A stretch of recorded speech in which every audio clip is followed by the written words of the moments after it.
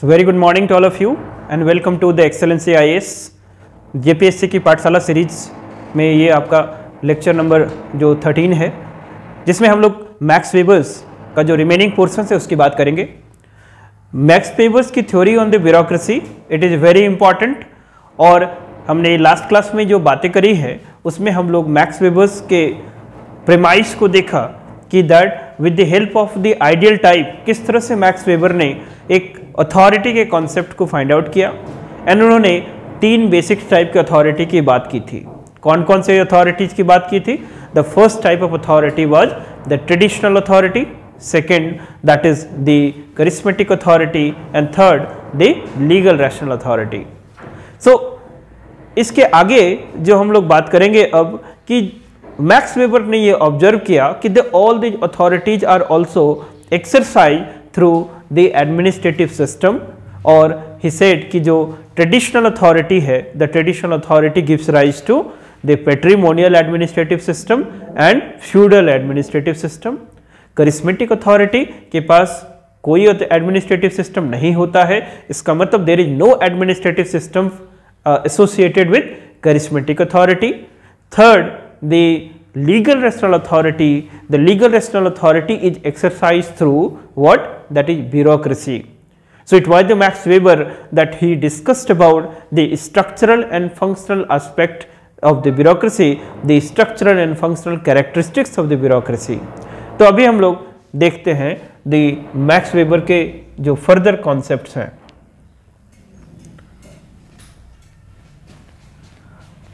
So let's see. Okay, so the Max Weber highlighted the structural and functional features of the bureaucracy. Structural and the functional features of the bureaucracy. Functional features of bureaucracy. Of the bureaucracy. तो इसमें हम लोग क्या बात करेंगे कि bureaucracy एक कैसा मॉडल है? एक यूनिवर्सल मॉडल है। एंड ब्यूरोक्रेसी के इस नेगेटिव एस्पेक्ट से द पॉजिटिव एस्पेक्ट को हाईलाइट किया। ये सब हम लोग ऑलरेडी बात कर चुके हैं। So the structural and functional features में उन्होंने क्या क्या बात किया कि इफ आई से द ब्यूरोक्रेसी, न ब्यूरोक्रेसी के पास क्या क्या फीचर्स होता है, न bureaucracy is characterized through, bureaucracy is characterized through number one, that is hierarchy। ठीक है, that is hierarchy। the first feature क्या होता है ब्यूरोक्रेसी का? it is a hierarchic model। second feature, it is the based on impersonal laws। second जो feature है वो क्या है? it is based on the impersonal laws। अभी हम लोग डिस्कस करेंगे कि what is the meaning of the impersonal laws। so first feature is hierarchy, second feature is impersonal laws, third feature is the sphere of competency, sphere of the competency, sphere of the competency। ठीक है। Fourth जो feature होता है bureaucracy का, the fourth feature is the division of work. The division of work, division of work means, and division of work gives rise to specialization, so division of work। the fifth feature is bureaucracy, it is a merit based organization, it means it promotes the meritocracy, that is the merit based organization। the fifth feature की बात करेंगे ना, bureaucracy के साथ और क्या होगा ना, मेरिट के बाद it is based on the written laws and records, है ना। ब्यूरोक्रेसी किस तरह से काम करेगा? कोडिफाइड लॉज एंड रिकॉर्ड, इसको आप लिखेंगे the written laws and records. ठीक है, written laws and records. Then उसके बाद एक और फीचर्स ब्यूरोक्रेसी के साथ एसोसिएट होता है, उसको हम लोग बोलते हैं that is non bureaucratic head, है ना। That is non bureaucratic head, non bureaucratic head. And एक और फीचर है that is the career service. The bureaucracy कैसा सर्विस है? It is a career service. Okay, so bureaucracy के इन features को आप याद कर लेंगे। ये सारे फीचर्स स्ट्रक्चरल फीचर्स हैं। ये फीचर्स ब्यूरोक्रेसी को फंक्शनल मॉडल बनाता है। सो ब्यूरोक्रेसी के थोड़ा थोड़ा इन फीचर्स को हम लोग समझेंगे कि जैसे बात करेंगे फर्स्ट फीचर की कि ब्यूरोक्रेसी कैसा मॉडल है। ये एक हायरार्किक मॉडल है। हायरार्किक मॉडल का मतलब क्या होता है ना, ऐसे देखें हम लोग कि जैसे हमने क्या सीखा है अभी तक कि जब भी हम लोग किसी ऑर्गेनाइजेशंस की बात करेंगे, ऑर्गेनाइजेशंस का मतलब the government of India is an organization, the district administration is an organization, government of Jharkhand is an organization. कोई भी चीज़ें फंक्शनल एंटिटी एक ऑर्गेनाइजेशंस है। फियोल्स के कॉन्सेप्ट में हमने ये पढ़ा था कि जो ऑर्गेनाइजेशंस का जो मीनिंग है कि ऑर्गेनाइजेशन एक फंक्शनल एंटिटी है। ऑर्गेनाइजेशंस को फंक्शनल रहने के लिए organizations has to perform the certain activities, जिसको हमने क्या देखा था कि कुछ सेट ऑफ एक्टिविटीज है जिसको हमने सेगमेंटल एक्टिविटीज में पढ़ा था। And there are certain activities which are called integral activities, जिसमें फर्दर वी हैव स्टडीड कि that planning, organizing, commanding, coordinating and that is these are the functions of administration. तो Fayol ने हमें एक idea दिया था कि what is actually the organization means. Organizations को फंक्शन करने के लिए क्या क्या फंक्शंस करना पड़ता है। सो जब भी ऑर्गेनाइजेशंस बोलते हैं तो जनरली एक ट्रायंगुलर शेप से हम लोग इसको दिखाते हैं। एंड ट्रायंगुलर शेप में हम कई बार बताए हैं कि there are different levels of authority and responsibility. So जो नीचे होता है उसको हम लोग क्या बोलते हैं? There are called subordinates. That is subordinates are the positions of lower authority and responsibility and the superordinates are the positions of higher authority and responsibility. So we have the superordinates as well as subordinates in an organizations. different hierarchies पे different types के officials होते हैं। So bureaucracy में it is an hierarchic model कि मतलब यहाँ पर sphere of definition पे based होगा। एवरी ऑफिशियल का एक डिफाइंड रोल होगा, रिस्पॉन्सिबिलिटी होगा, ए डिफाइंड रैंक होगा। So that's why and every position is linked with each other. Superordinate and subordinate will link with each other, जिसको हमने अभी तक क्या पढ़ा है? There is a principle that is called unity of command. याद है? The unity of command. What is this unity of command? कि दैट कि subordinate will get the command from only one superordinate. हमें ऑर्गेनाइजेशंस में क्या मिलेगा? Line of command मिलेगा। हमें ऑर्गेनाइजेशंस में क्या मिलेगा? एक इंटीग्रेटेड वेव ऑफ कमांड्स मिलेगा, जिसको क्या बोले थे हम लोग? Scalar chain. सो ऑर्गेनाइजेशंस में the superordinate and subordinates are linked with the different line of commands. They are linked with different, that is called unity of command and this is called a hierarchic model. कि मतलब if you are a superordinate means ये आपके पास higher authority and responsibility है। You have to take the better decisions, you have to take more important decisions of the organizations. So this is called a bureaucratic model. और ये जो bureaucratic model है it is basically based on impersonal laws. Max Weber classical thinkers थे कि humanistic thinkers थे, that he was a classical thinker. So obviously the classical thinkers का जो focus है वो कहाँ पर है? The mechanistic approach, the robotic approach, the tools. So that's why human being इनका भी जो focus area क्या था कि it is the position matters, not the person matters. So Max Weber also say कि that any person who is going to occupy the position, it is immaterial that who is the person. क्योंकि जो positions है, the hierarchy है, जो rank है, उसका एक sphere of competency है, उसका एक डिफाइंड रोल एंड रिस्पॉन्सिबिलिटी है। So whoever is going to occupy that position, the efficiency will remain same. क्योंकि वो क्या है? एक टूल है, एक मशीन है। जैसे हम लोग एक एग्जाम्पल से समझे कि that if there is an office of the deputy commissioner, the office of deputy commissioner is it depends on a particular individual कि वो डेप्यूटी कमिश्नर होगा तभी अच्छा होगा? No, there are the person who are qualified to be hold the office of this deputy commissioner. और deputy commissioner एक office है, it is an office of public trust and confidence. So Max Weber यही बोलते हैं कि what is bureaucracy? ना bureaucracy impersonal laws पे based होता है। Here it is not driven and guided by emotions, है ना? सो ये इम्पर्सनल लॉज है, सबके लिए न्यूट्रल सेट ऑफ लॉज है, सबके लिए एक neutral defined sphere of competency है। So that's why the bureaucracy is what it is based on the principle of impersonal laws. और ये लॉज कैसे होंगे? कोडिफाइड होंगे। It is equally applicable for all the persons. ठीक, आगे देखें, Weber further highlighted कि that sphere of competency, what is this sphere of competency? ना अभी क्या देखा हम लोग कि हर एक पोजीशंस का एक डिफाइंड रोल है, द स्फीयर या डोमेन डिफाइंड है कि आपका क्या काम है। जैसे इफ आई से the office of district collector, so office of district collector का एक डिफाइंड रोल है। सिमिलर जब हम लोग बात करेंगे सेक्रेटेरिएट, जैसे हम बात करते हैं कि स्टेट गवर्नमेंट, तो स्टेट गवर्नमेंट का एक डिफाइंड रोल है।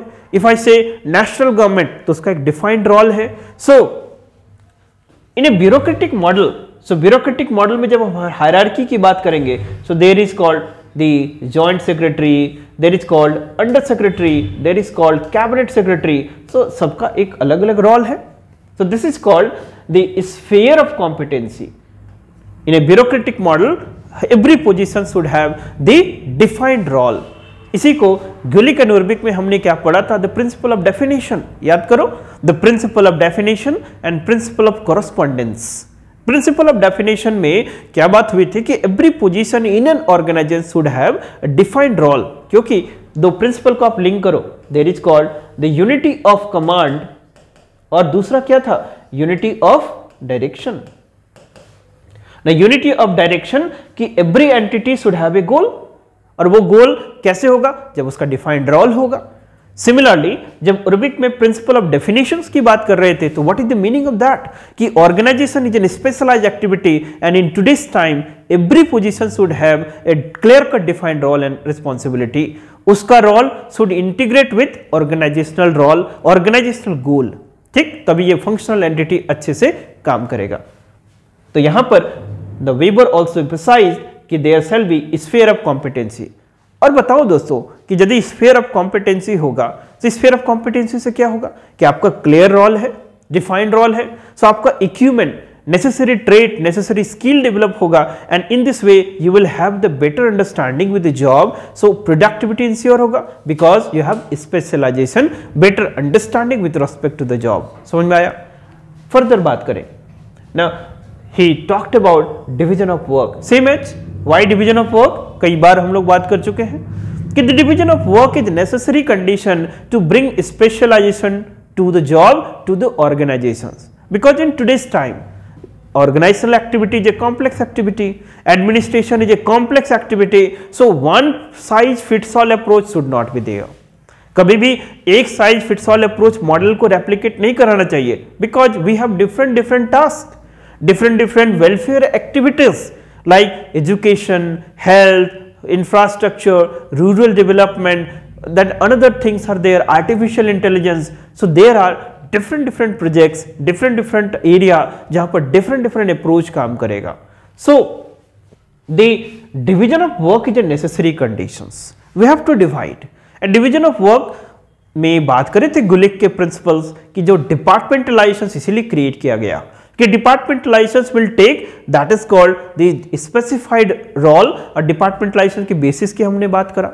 सो डिवीजन ऑफ वर्क क्या करता है, it increases the understanding with respect to the job, it increases the better acumen, the skill with respect to the job, and इस तरह से बेटर स्पेशलाइजेशन के साथ आप बेटर एक्यूरेसी, बेटर प्रोडक्टिविटी के साथ काम करेंगे. सो that is why bureaucracy it is also based on division of work principal, है ना, because it brings, it ensure specialisations. आगे बढ़े, फिर जब बात करते हैं कि the bureaucracy it is A merit based institution, it is A meritocracy based. Bureaucracy किस चीज को प्रमोट करेगा, मेरिटोक्रेसी को.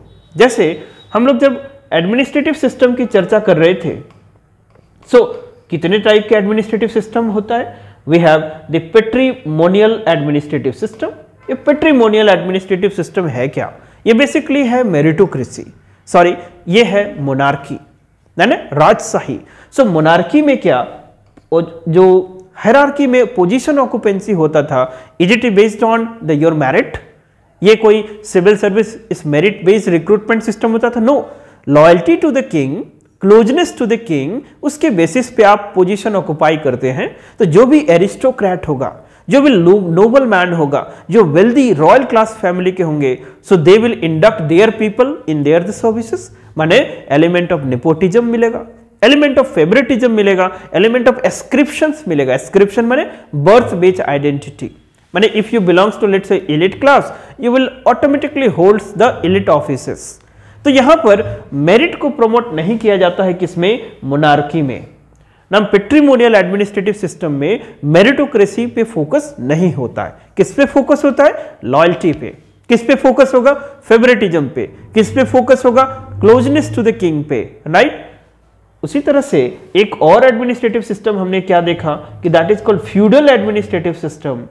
यहां पर भी जो बेसिस है ऑक्यूपेंसी का वो क्या है ना? लॉयल्टी है, क्लोजनेस टू द किंग है। यहां पर भी फेवरेटिज्म है, यहां पर भी नेपोटिज्म है। लेकिन कौन सा ऐसा सिस्टम है जिसमें कि आपका एक सिलेक्शन माने प्रॉपर सिलेक्शन के थ्रू अपॉइंटमेंट होगा?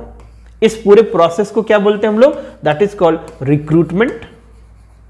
और रिक्रूटमेंट को जिस डोमेन में पढ़ते हैं उसको क्या बोलते हैं? The personal administration. In today's time, every examination is a competitive examinations. यहाँ पर पर्सनल एडमिनिस्ट्रेशन माने recruitment, then induction, then training, ये साइंटिफिक वे में होता है। यहाँ पर आपके मेरिट के बेसिस पे आपको एलोकेट किया जाता है। सो दैट इज वाई ना मेरिटोक्रेसी है किसमें? ना ब्यूरोक्रेसी में। Bureaucracy is based on the principle of meritocracy, है ना। Suppose you want to join this civil services, so how you can join? You have to qualify this JPSC examination. If you become an IAS officer, if you aspire to become an IAS officer, so how could you be an IAS officer? You have to qualify the exam of civil service examination conducted by UPSC. Then and then you can only be an IAS officer. So there is a process. So that's process. It depends upon entirety of your merit. So that is why this bureaucracy, it is a meritocracy organization, merit based organization. आगे बात करें कि that इसी feature में further weber highlight करते हैं कि the bureaucracy it is based on written laws and records. अभी के टाइम में क्या हम लोग किंग्स के जैसे during this time of monarchy क्या होता था? That is king is the highest law of the land, highest law giver, that is legislative, executive, judicial power, all are concentrated in the hands of the king. That is called centralizations.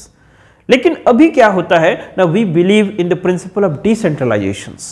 different persons को allocate किया गया है। Now जैसे पहले होता था वो oral codes में होता था, लेकिन oral codes के साथ क्या होगा? element of subjectivity, element of fallibility। जो codified किया जाता है चीजों को तो चीजें रैशनलाइज होती है। ये पर्सन स्पेसिफिक के बियॉन्ड चला जाता है। जैसे what is the highest law of the land? हमारा कॉन्स्टिट्यूशन। ये बैकग्राउंड प्रोवाइड करता है, एक रिटन कोड प्रोवाइड करता है कि हर एक चीज इसी के अकॉर्डिंग होना चाहिए, right. So written laws and records के बेसिस पे ब्यूरोक्रेसी काम करता है। जैसे कि ब्यूरोक्रेसी के लिए क्या क्या चीजें हैं? There is called all India service rule, ठीक है। There is called Prevention of Corruptions Act. There is called IPC. There is called CRPC. There is called CPC. ये सारे जो कोड्स हैं जिसके अकॉर्डिंग ये ब्यूरोक्रेसी काम करती है। So that's why this is called written laws and records. Written laws and record क्या करेगा ना? चीजों को रैशनलाइज करेगा, ज्यादा लॉजिकल बनाएगा। So that is why the chances of wrong, the chances of injustice, इसको एलिमिनेट किया जा सकता है। So bureaucracy it is based on the written laws and records. अब हम लोग बात करेंगे द ब्यूरोक्रेसी कैसा मॉडल है। It is a non bureaucratic head. Bureaucracy में क्या मिलेगा आपको ना? नॉन ब्यूरोक्रेटिक हेड मिलेगा। कैसे? समझो। अभी के टाइम में if you talk about this modern political system, so हमारे इंडिया के केस में देयर आर कॉल्ड पोर्टफोलियोज को क्या बोलते हैं ना? मिनिस्ट्रीज। मिनिस्ट्री सेंट्रल लेवल पे, और जब स्टेट लेवल पे बात करेंगे तो हमारे यहाँ क्या होता है? The departments. सो मिनिस्ट्री में क्या होगा, there is minister. So ministers are the politically elected executives, माने पॉलिटिकल एग्जीक्यूटिव्स होते हैं. So there is called ministry of finance. So there is a minister of finance, cabinet minister of finance, and साथ ही साथ उनके association के लिए there is called the secretary to the department of finance. तो secretary जो होता है वो किसी मिनिस्टर्स का सेक्रेटरी नहीं होता है. Secretary is always to the secretary to the government of India. तो फाइनेंस सेक्रेटरी भी किसके सेक्रेटरी है, गवर्नमेंट ऑफ इंडिया के. जैसे होम सेक्रेटरी किसके सेक्रेटरी है, गवर्नमेंट ऑफ इंडिया के. लेकिन क्योंकि एक पॉलिटिकल एग्जीक्यूटिव और ब्यूरोक्रेटिक एग्जीक्यूटिव एक चेक्स एंड बैलेंस में काम करे, they will work as the wheels of a common chariot, जिसके लिए दोनों एक साथ काम करते हैं in mutual coordination, mutual checks and balances. तो यहां पर हम बताना क्या चाह रहे हैं कि दैट नॉन ब्यूरोक्रेटिक हेड कि हमारे यहां पर कैसा है, that is called political sovereignty. So that is called ultimate master is the sanction by the people. So political executives यहां पर चूंकि indirect representative democracy, direct representative democracy में the political executive will exercise the ultimate power. तो organisations में जो head होगा वो कैसा होगा ना, नॉन ब्यूरोक्रेटिक हेड होगा. इससे ना जो भी ब्यूरोक्रेटिक करप्शंस, द ब्यूरोक्रेटिक जो कैप्चरिंग ऑफ द पावर्स उसको रोका जा सकता है. इसलिए कैसा होगा यहां पर head, that is called non bureaucratic head. माने हमारे यहां पर हेड कैसा होगा, ब्यूरोक्रेसी में ना पॉलिटिकल हेड होगा. ठीक, एक और लास्ट में बताते हैं, that is called career service. So what is the meaning of this career service. Bureaucracy में जब ज्वाइन करते हैं, any person when join let's say civil services, he joined this service as a only service. He joined this service for let's say for 25 years, 30 years, but he signed an agreement voluntarily, and during his service that it is the only service, किसी और paid service में वो involve नहीं हो सकता है. So this is why the bureaucracy, it is a career service. माने it is an only service, it is for a very long period of the time. It means he become a leader for next 20 years or 35 years. So if you become the part of this bureaucracy, then you would be an appointed leader for the next, that is called 20 years, 25 years, 35 years. So that's why what is called this civil services, the civil servant works under the arms and authority of the state. So that's why मैं हमेशा इस चीज पे focus करता हूं कि that you take up an effort and be the part of the state, right? तो यहां पर ये सारे फीचर्स लिखे हुए हैं, एक एक करके आप लोग कॉपी कर लेंगे और इसके बारे में हम लोगों ने ब्रीफली देखा कि what are the features. This is the hierarchic model है. It is based on impersonal laws. It promotes the bureaucracy. It has that non bureaucratic head, and simultaneously this bureaucracy promotes the specialisation. The bureaucracy is a career service. So ये सारे features weber ने highlight किया. क्या बोला इनको, structural features of the bureaucracy. इसके बाद Weber बोलते हैं कि that will these features the bureaucracy become a universal model, है ना. Bureaucracy become a universal model. And जब यूनिवर्सल मॉडल है, it means you apply this model and it act as a panacea. ये किसकी तरह काम करेगा ना, ये हमेशा हर चीज के समाधान की तरह काम करेगा. So that is called it is a universal model. And with this universal model bureaucracy के साथ क्या क्या होगा ना, it is characterize through, a trick है याद रखिएगा, hype. It is characterize through honesty. It is characterize through integrity. It is characterize through, that is called predictability, and it is characterized through efficiency. Okay, Weber say that with these characters, it is, that is called bureaucracy have the character of honesty, integrity, predictability and efficiency. ठीक, because with these structural features, that is bureaucracy actually promote क्या ना TSR, the technicism, scientism and तीसरा ना rationality. तीसरा क्या है ना, rationality. इसको अच्छे से समझ लेंगे कि एक हैंड में मैक्स वेबर ने क्या बोला, स्ट्रक्चरल फीचर्स, फिर बोलते हैं कि विद दीज स्ट्रक्चरल फीचर्स ना bureaucracy it becomes a universal model. और इस यूनिवर्सल मॉडल किस चीज को प्रमोट करेगा? टीएसआर को, टेक्निसिज्म, साइंटिसिज्म एंड रेशनैलिटी। एंड उसके चलते ब्यूरोक्रेसी में किस तरह के फीचर्स आएंगे? It becomes a honest model, integrity, predictability and efficiency. तो ये सारे ब्यूरोक्रेसी के पॉजिटिव एस्पेक्ट्स को इन्होंने हाईलाइट किया और with this features bureaucracy become A functional model. यहां तक बात किया। लेकिन मैक्स वेबर एक नेगेटिव एस्पेक्ट से भी कंप्लीटली दरकिनार नहीं हुए। He also keep in mind कि ब्यूरोक्रेसी एक कैसा मॉडल है ना, ये एक power that is called institutional model है। तो उन्होंने थोड़ा ब्यूरोक्रेसी के लिमिटेशंस की भी बात करी। सो एक इस एस्पेक्ट को भी थोड़ा सा देख लेंगे कि what are the limitations of the bureaucracy. Limitations of the bureaucracy, because Max Weber के पहले ब्यूरोक्रेसी एक नेगेटिव कॉन्सेप्ट था कि पॉजिटिव कॉन्सेप्ट था? It was a negative concept. लेकिन वेबर ने कोशिश करा और उसको स्टैब्लिश किया कि bureaucracy it is a instrumental model, it is a power instrument, है ना। ब्यूरोक्रेसी कैसा है ना? Bureaucracy it is a power instrument. Bureaucracy is a power instrument. लेकिन ब्यूरोक्रेसी एक क्या है ना? It is a means to an end. It is a means to an end. कि जैसे स्टेट कोई काम करना चाहता है, अभी के टाइम में स्टेट क्या काम करेगा? Welfare of citizen. कैसे करेगा? Through the cadre of officer, civil services. तो वही उसके आई है। So this that's why it is an means to an end. The constitutional goal को रियलाइज कौन करेगा? The civil services, the bureaucrats, bureaucracy. लेकिन ये ब्यूरोक्रेसी एक्चुअली में ये कैसा कंसेप्ट है? It is a positive concept because it is a power instrument. लेकिन प्रॉब्लम कब शुरू होता है ना? Bureaucracy when acquires the institutional character. जब ये पावर इंस्टीट्यूशंस हो जाएगा तब ये प्रॉब्लम क्रिएट करेगा। कैसे ना? पावर इंस्टीट्यूशन मतलब sometimes this bureaucracy start misusing it's power. तो जब मिसयूज करेगा तभी जाके प्रॉब्लम शुरू होगा।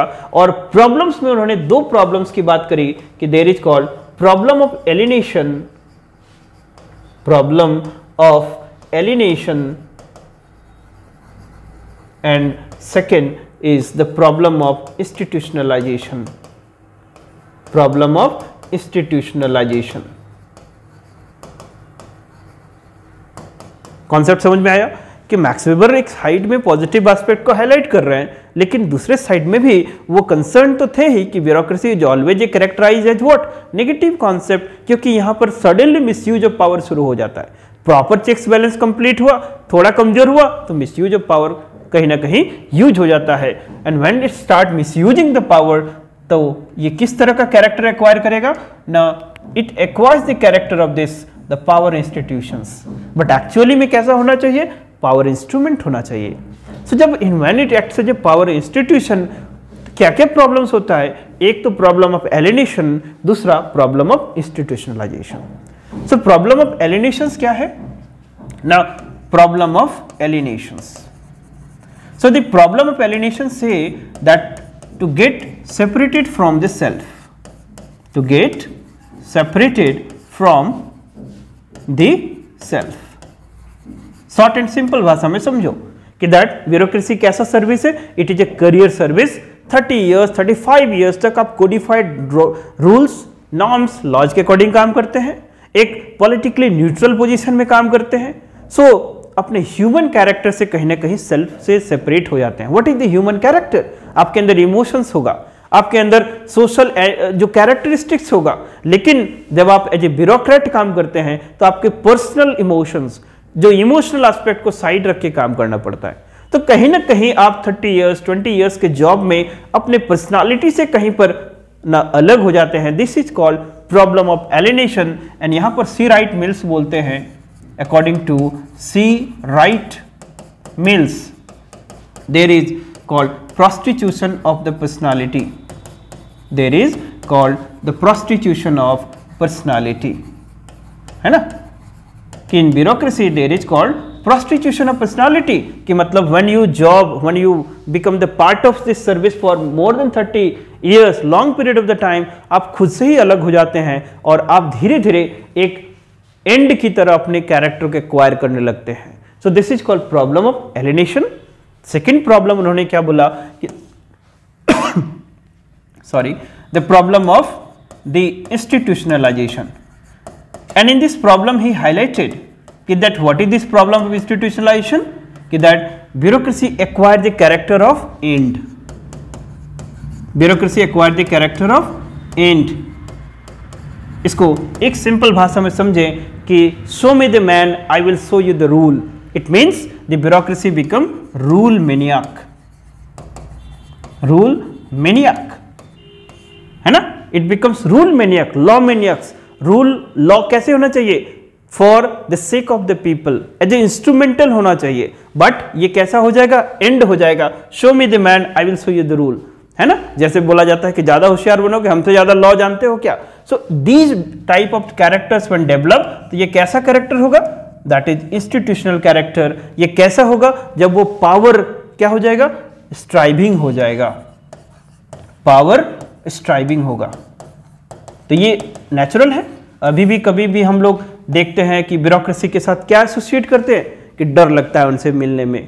तभी तो आज बात करते हैं हम लोग पुलिस रिफॉर्म्स में कम्युनिटी पुलिसिंग का, है ना, ब्यूरोक्रेटिक रिफॉर्म्स में कि कैसा होना चाहिए. ज़्यादा सिटीजन सेंट्रिक एडमिनिस्ट्रेशन होना चाहिए, कम्युनिटी पार्टिसिपेशन पे ज़्यादा फोकस होना चाहिए. लेकिन अभी प्रॉब्लम पे फोकस करते हैं कि व्हाट आर द प्रॉब्लम. एक तो एलिनेशन का प्रॉब्लम, सेकेंड किसका प्रॉब्लम? इंस्टीट्यूशनलाइजेशन का प्रॉब्लम. वेबर फिर यहाँ पर थोड़ा ऑप्टिमिस्टिक होते हैं. ऑप्टिमिस्टिक होते हैं. ऑप्टिमिस्टिक में क्या बोलते हैं वो कि दैट ऑल्दो ब्यूरोक्रेसी में प्रॉब्लम है, लेकिन इस इंस्टीट्यूशनल प्रॉब्लम का कुछ सॉल्यूशन भी है. तो उन्होंने कुछ सॉल्यूशन प्रपोज किए थे. क्या क्या सॉल्यूशंस थे इस प्रॉब्लम ऑफ इंस्टीट्यूशनलाइजेशन का? ना उन्होंने बोला कि कुछ 4 या 5 सॉल्यूशंस है. जैसे पहला बोला कि separation of power. Separation of power. Second, that is called the amateurism. Second जो solution है वो क्या है? Amateurism. Third उन्होंने propose किया, that is called collegibility. Collegibility. The fourth, that is called direct democracy. Direct the democracy. And fifth, that is indirect democracy. Indirect democracy. ठीक है. सो जब ब्यूरोक्रेसी के इंस्टीट्यूशनल प्रॉब्लम को स्टडी कर रहे थे तो वेबर से कि ऑल्दो इंस्टीट्यूशनल प्रॉब्लम है, it becomes an end, that is called rule maniac, power institution, but there are possible solutions. तो उन्होंने कितने सॉल्यूशन प्रपोज किए थे? 5. That is separation of power, amateurism, collegiality, direct democracy, indirect democracy. लेकिन इसका मतलब ये नहीं है कि उन्होंने सबको ही बोला कि all should be satisfied. Finally he go कि it is the indirect democracy. Indirect democracy का मतलब रिप्रेजेंटेटिव डेमोक्रेसी, है ना. सो वेबर से कि that it is the indirect democracy where the instrumental character can be maintained. Where the instrumental character can be maintained. Right. तो उन्होंने बोला कि ये 4-5 पॉसिबल सॉल्यूशन है, लेकिन कहां पर ये इंस्ट्रूमेंटल कैरेक्टर को मिलेगा, चेक्स एंड बैलेंस में काम करेगा? It is the indirect democracy. Indirect democracy का मतलब representative democracy, because in the indirect democracy it is based on what? That is loop based information system. Because the indirect democracy, it is based on what? Loop based information system. Loop based the information system. कैसे? Loop based information system कि look at here कि there is, this is called the political masters, the माने political executives. This is bureaucracy. This is people. ठीक है. Loop based कैसे होता है? देखो कि that people will elect their masters, that is called political executives, that is elected. ये elected non bureaucratic head होंगे make policies plan and these policies plans were implemented by the bureaucracy, that is implemented by this bureaucracy. Political executive makes laws, policies, right, and this bureaucracy has to be accountable to the people. Not properly they will what, कि यहाँ पर accountability people के लिए भी है, political masters के लिए भी है, and the political executives will not make laws as per the demands of the people, फिर elections में उनको निकाला जा सकता है. So there is something called loop-based the flow of informations in the indirect democracy, and this system is based on the proper checks and balance.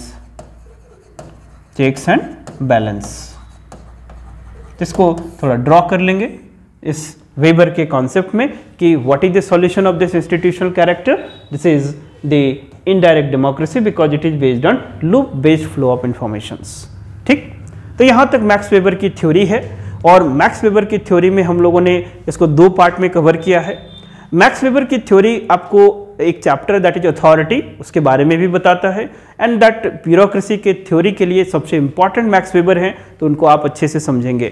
तो एक बार briefly हम लोग कंक्लूड करेंगे कि the max weber he was the administrative thinker, first administrative thinker जिन्होंने bureaucracy के positive aspect को highlight किया.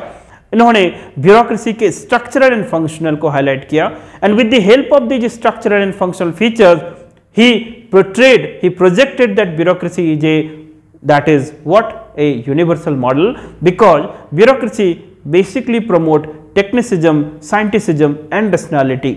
लेकिन यहाँ तक पहुँचने के लिए मैक्स वेबर ने अपने आइडियल टाइप को यूज किया. पहले उन्होंने अथॉरिटी को समझा और फिर अथॉरिटी के बेसिस से उन्होंने एडमिनिस्ट्रेटिव सिस्टम को डिस्कस किया. इस तरह से उन्होंने कुछ स्ट्रक्चरल फीचर्स बताए, और स्ट्रक्चरल फीचर्स के बाद जब उन्होंने प्रॉब्लम्स को डिस्कस किया कि ब्यूरोक्रेसी के लिमिटेशंस क्या है, सो ब्यूरोक्रेसी के दो लिमिटेशंस उन्होंने हाईलाइट किया, that is the problem of alienation and problem of institutionalisation. फिर प्रॉब्लम ऑफ इंस्टीट्यूशनलाइजेशन में he become an optimistic and say okay there are problems, no doubt you can not eliminate the bureaucracy out of the entirety in the pejorative meaning, माने negative meaning, लेकिन bureaucracy में possibilities of solutions हैं. क्या क्या उन्होंने propose किया? There are 5 possibilities, that is separation of power, collegibility, amateurism, direct democracy and indirect democracy. So finally go with the representative democracy, that is indirect democracy. Why? क्योंकि indirect democracy एक loop based circular flow of informations पे based होता है. इस diagram को बस याद रखेंगे आप लोग, right? So this is the theory with respect to bureaucracy. इसके बाद एक पोस्ट वेबर मॉडल आता है जिसको कि हम लोग ना फ्रेडरिक्स मॉडल में पढ़ेंगे, वो बाद में जब डेवलपमेंटल एडमिनिस्ट्रेशन के साथ. तो तब तक उस हमारे आज के वीडियो में जितना हमने बात करी है उसको एक बार रिवाइज कर लेंगे, अपने नोटबुक पे जॉट डाउन कर लेंगे. सो फिर हम लोग कल मिलेंगे नए एडमिनिस्ट्रेटिव थिंकर्स के साथ, और ये एडमिनिस्ट्रेटिव थिंकर्स का सीक्वेंस जैसे ही कंप्लीट होगा तो आपका the difference between public and private administration शुरू हो जाएगा. सो हमारे वीडियो के साथ बने रहें, चैनल को देखते रहें, and keep watching out the videos and increase your the level of excellency.